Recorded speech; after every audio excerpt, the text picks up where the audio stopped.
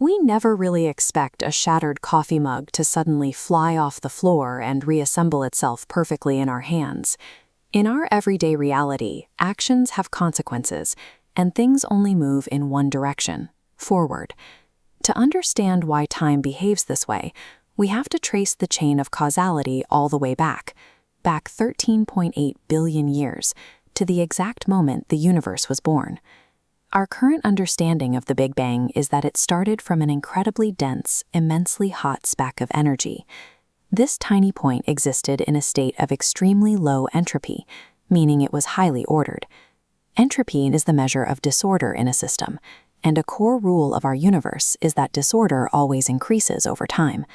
Because the universe began in that perfectly ordered state, there was nowhere for that entropy to go but up. It acted like a tightly wound clock spring, forcing time to flow in only one direction. When you drop that mug, it shatters and stays shattered. Our forward-moving experience of time is a direct physical consequence of the universe's initial conditions.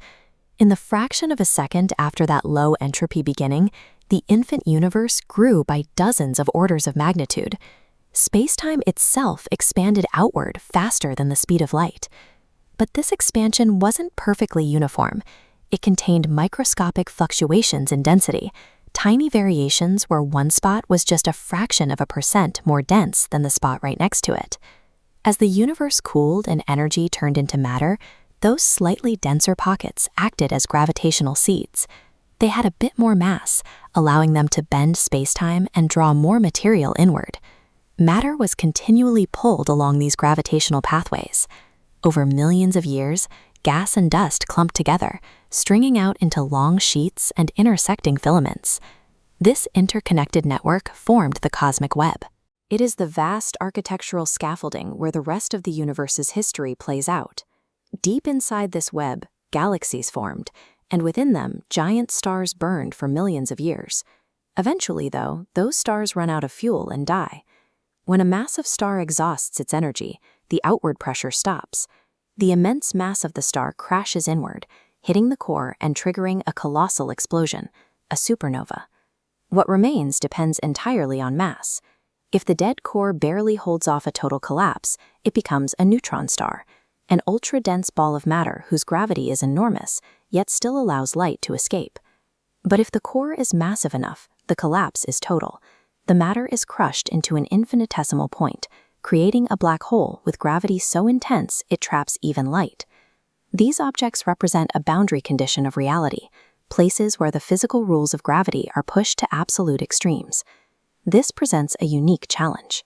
Space is black, and black holes emit no light of their own. How do you prove something exists if you can't even see it? Scientists rely on indirect observation. Instead of looking for the black hole itself, they look for the destruction it causes when it rips apart a neighboring star.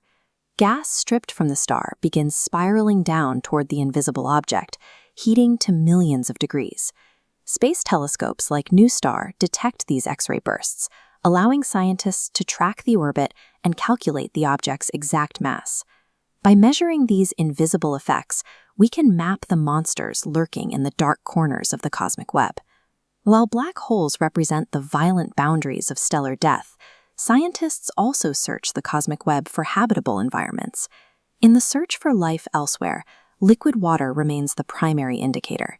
This has led to the discovery of exoplanets known as sub-Neptunes, worlds larger than Earth but smaller than Neptune. One example, sitting just 40 light-years away, is GJ1214b. This chart compares Earth's water mass to the estimated composition of GJ1214b. While water makes up only 0.05% of our planet, it could account for up to 70% of the mass on GJ1214b. The physical reality of such a world is striking. It features a steamy atmosphere sitting atop an ocean that is thousands of miles deep, all pressing down on a rocky core. If life on Earth began in the ocean, a world made almost entirely of water might appear to be the ideal cradle for biology.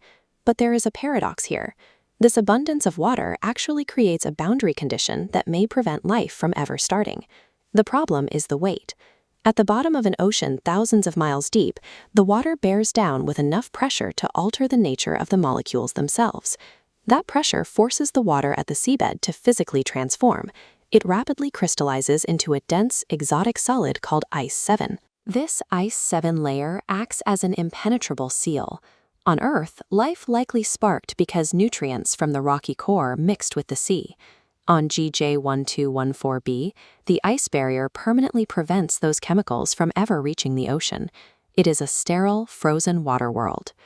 Tracing the laws of causality, from the irreversible flow of time to the crushing depths of alien oceans, reveals that life depends on a narrow set of conditions.